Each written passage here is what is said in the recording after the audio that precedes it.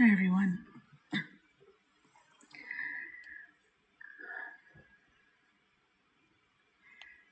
Sanctuary of Play. I have no voice tonight, evidently. Sanctuary of Play is a virtual church with a joyful mission that play is a sacred gift and an innate part of our natures which should be celebrated.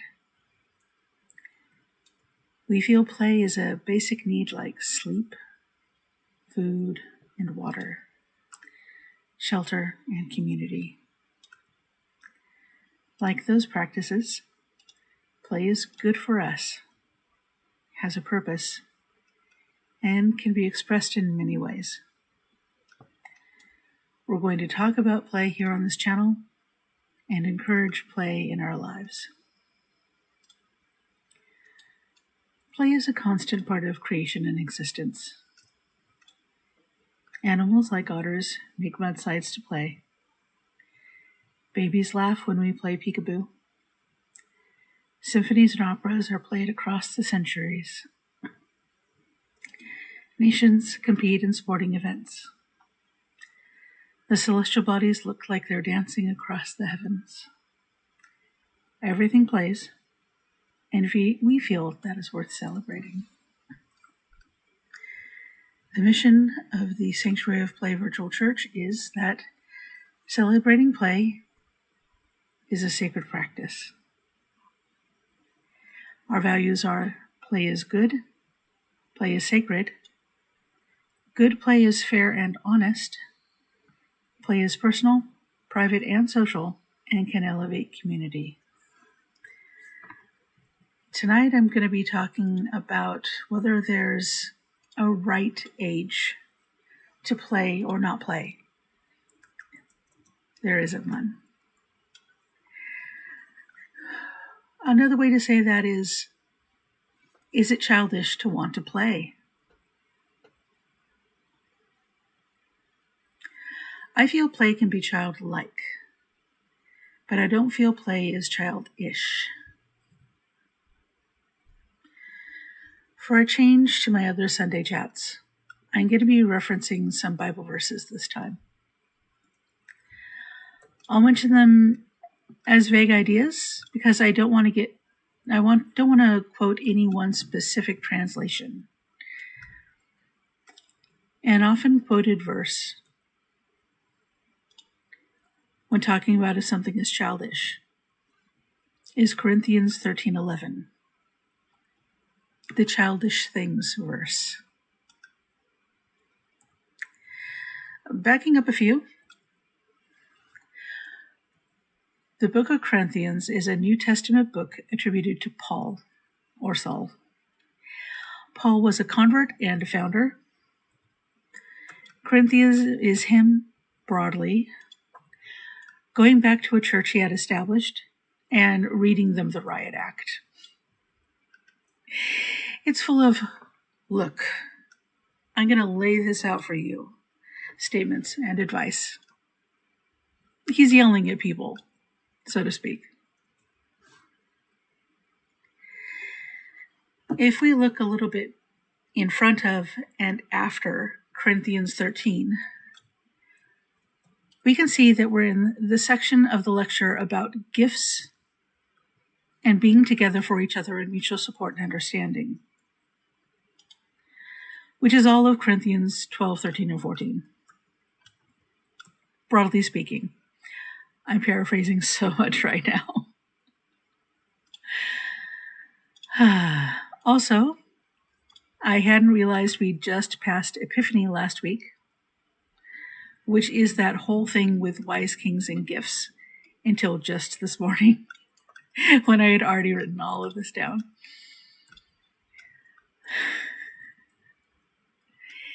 Anyhow, I guess the dark of winter is a great time to be generous and grateful. As an example of gifts, as talked about in Corinthians, I'm comfortable with being on camera. It's how I'm made. I didn't have to learn this. It just is. My partner does not have the gift of being okay on camera. My partner has other gifts, which are just as good, but different. It's the way they are made. I'm happy that they're made the way that they're made. They can do things I cannot do. It makes me happy. Evidently, some people Paul was addressing in Corinthians were not happy that some people get gifts that might be judged as important or high value. Corinthians 13, specifically, is about a fantastic gift everyone gets. And that gift everyone gets is important, which is love. To the point that Corinthians 13:2's translation basically puts love up against any miraculous gift. Those gifts, without the gift of love, are nothing.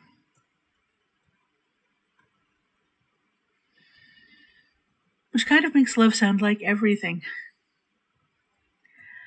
Corinthians 13 goes on for a while about love.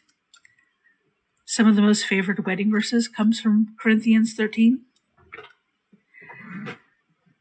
But how do we get from being chastised for not seeing how good life can be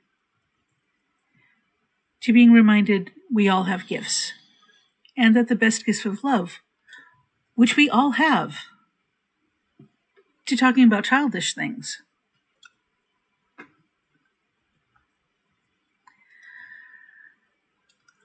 Today, in this chat, I feel that Corinthians 11 is talking about the wisdom to know what you don't know, and the resolution of fear and doubt that can come with having more full knowledge.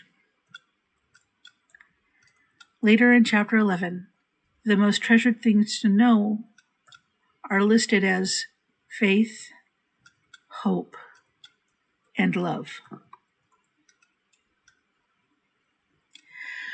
Then Corinthians 14 doubles down on that love is not selfish, which was mentioned in 12.